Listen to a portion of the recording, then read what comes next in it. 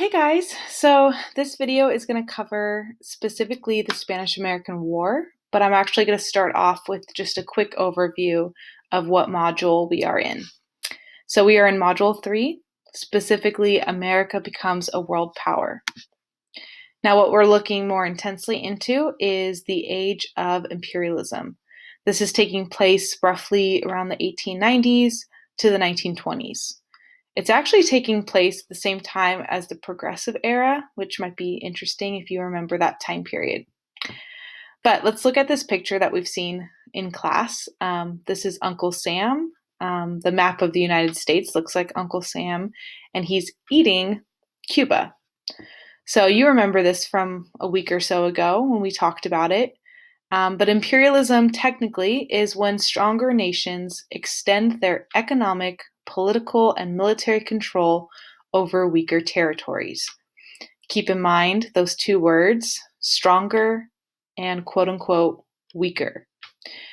You know that over time, America has gotten a lot stronger. We are economically prospering because of the Gilded Age Industrial Revolution. So many immigrants are coming into our country. We feel like this is the time to expand. So we will change our foreign policy all the time, but right now we are in a big age of imperialism. So this picture of Uncle Sam eating Cuba will make a lot more sense after today's video. Just wanted to remind you of the 3 reasons why America is becoming an imperialistic country. Number 1, we want to expand our military. We want military presence all around the world.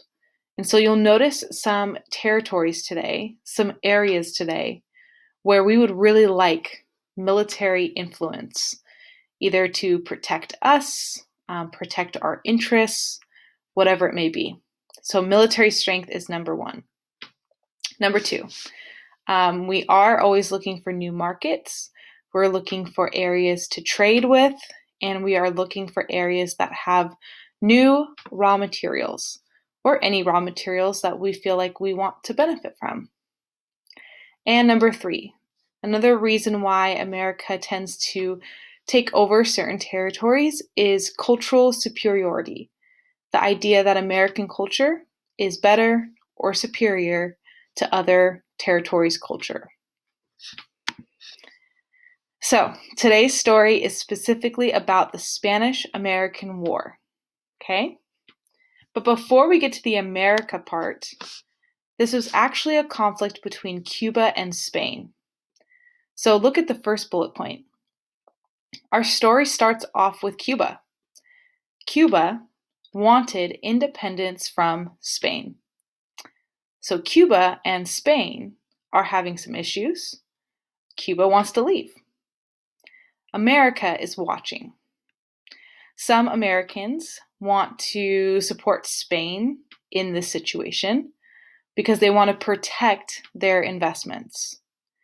Some Americans want to help out Cuba become free because maybe they remember what we were like when we wanted to be free from England. So right here we have Cuba wanting to gain independence from Spain. Some Americans say we should help Cuba become free. But right now the issue is Cuba versus Spain. America is watching. We have interests in Cuba. We also maybe have interests in Spain. But then something happens. Boom. Insert explosion noise here. One of our ships, one of our Navy vessels explodes. What the heck? We don't entirely know why at first, but it kills over 200 people. We're not even in this fight, but one of our Navy vessels explodes. Where was it near? It was actually in the Havana Harbor, near Cuba. So the question is, what happened and who's to blame?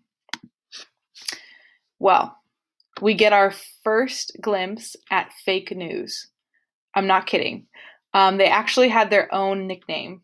They're called yellow journalists. Yellow journalists. They are reporters that exaggerated the news.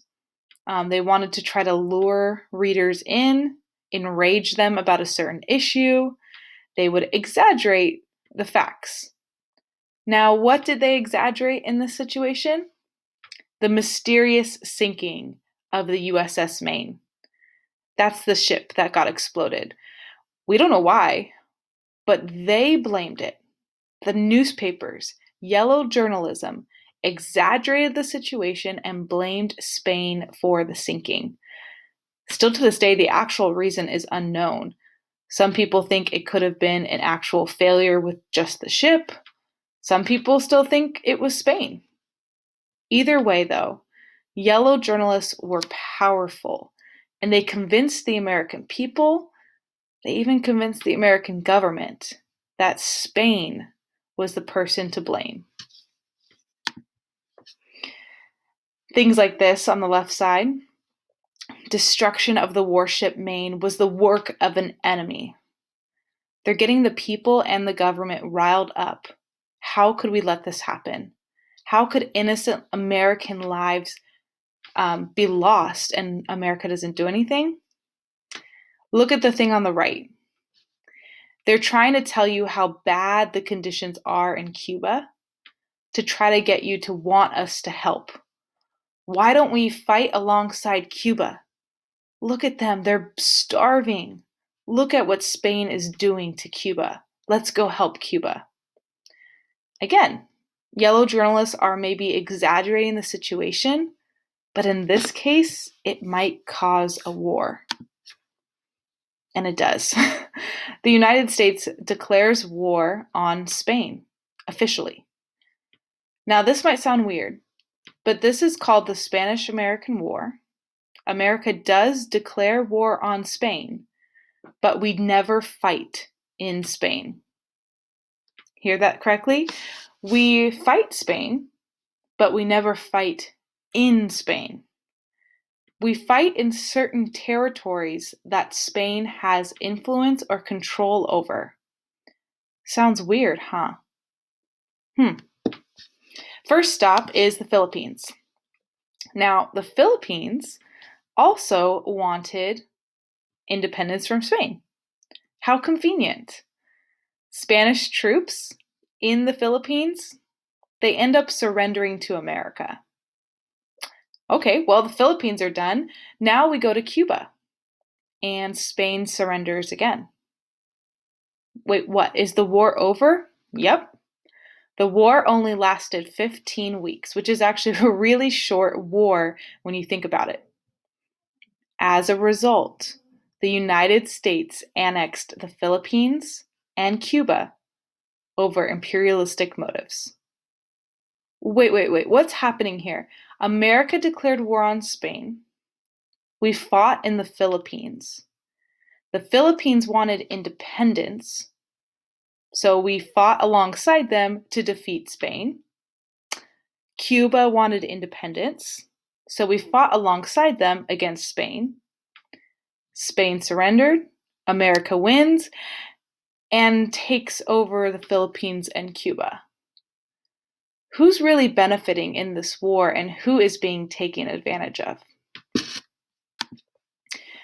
You can see in this map, it looks a little closer than this map, but Cuba is where we fight Spain, and then they surrender. The Philippines is also another area where we fight Spain, and they surrender.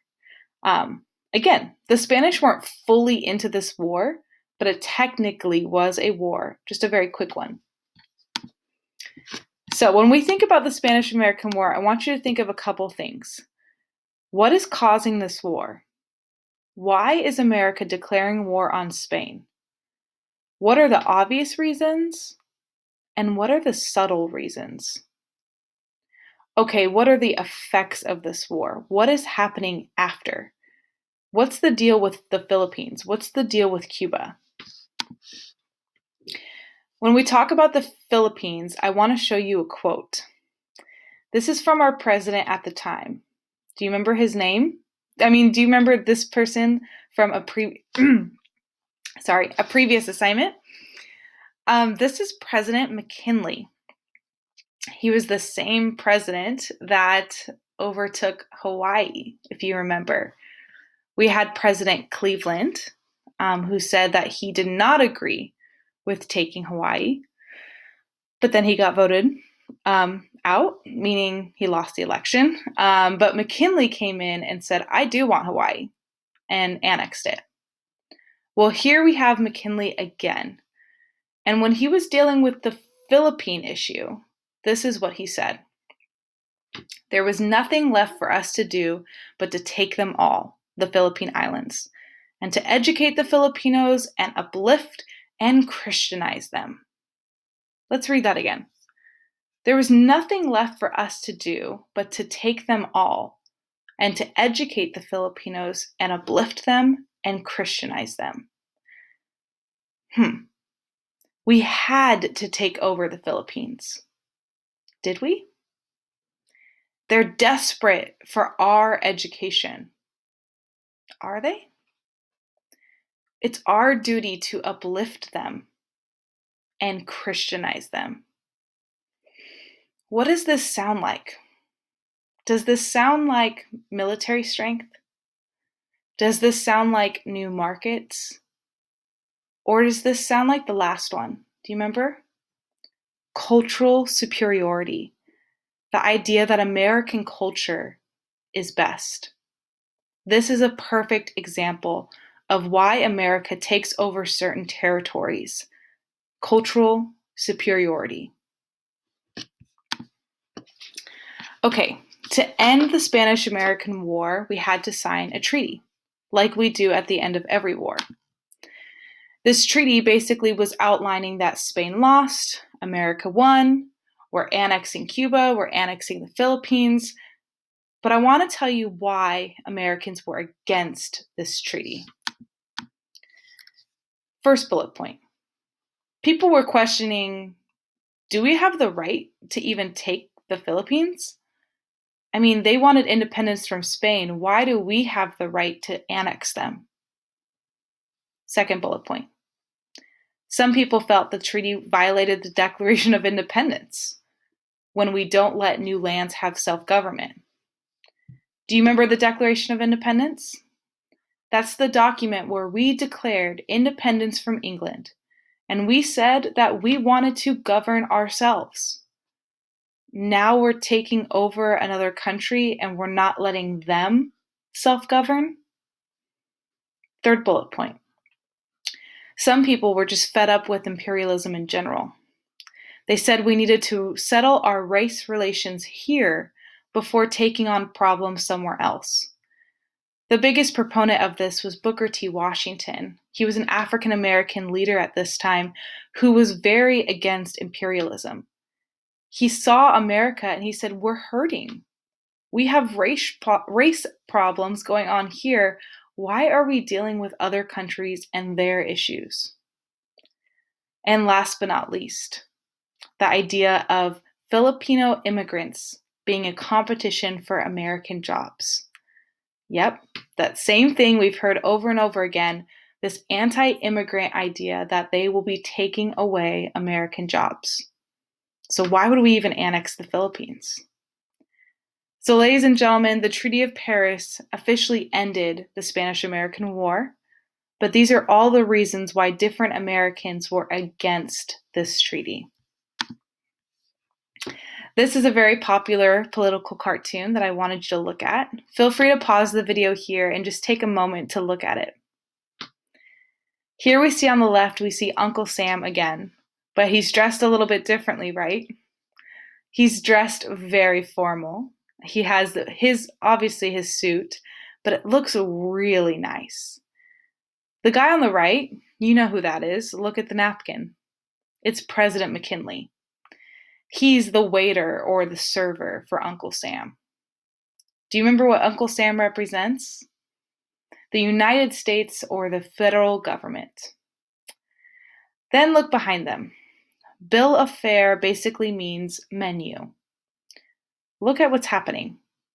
On the menu, you see Cuba steak, Puerto Rico pig, Philippine Islands, Sandwich Islands.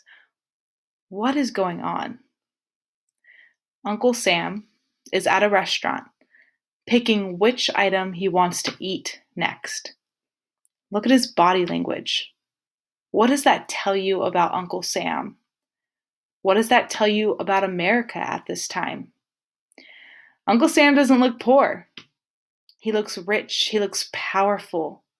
He's looking at these countries like they're things that he could eat with a snap of a finger, and McKinley will give it to him. This is American imperialism.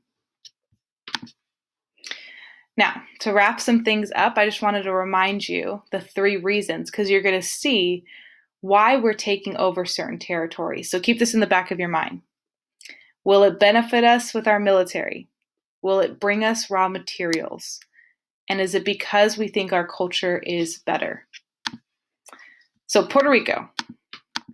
Puerto Rico gets thrown into this situation as well, and we end up partially taking over Puerto Rico because we want a presence in the Caribbean.